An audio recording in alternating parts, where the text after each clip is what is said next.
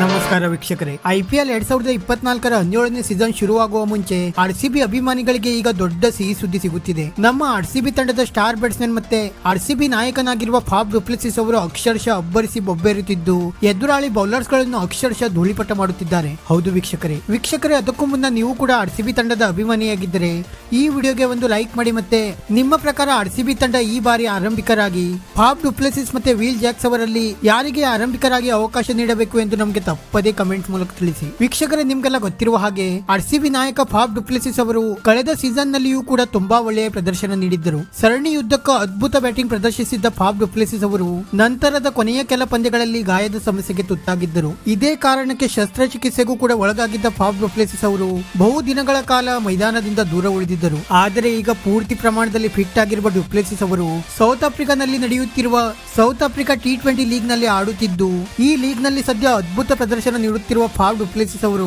IPL ನ ಮುಂಚೆ RCB ತಂಡದ ಅಭಿಮಾನಿಗಳಿಗೆ ದೊಡ್ಡ ಸಿಹಿ ಸುದ್ದಿ ನೀಡುತ್ತಿದ್ದಾರೆ. ಹೌದು ವೀಕ್ಷಕರೇ, ಸದ್ಯ ಡು ಪ್ಲೆಸಿಸ್ ಅವರು ಜೋಬರ್ಗ್ ಸೂಪರ್ ಕಿಂಗ್ಸ್ ತಂಡದ ನಾಯಕನಾಗಿ ಆರಂಭಿಕರಾಗಿಯೂ ಕೂಡ ಕಣಕ್ಕಿಳಿಯುತ್ತಿದ್ದಾರೆ.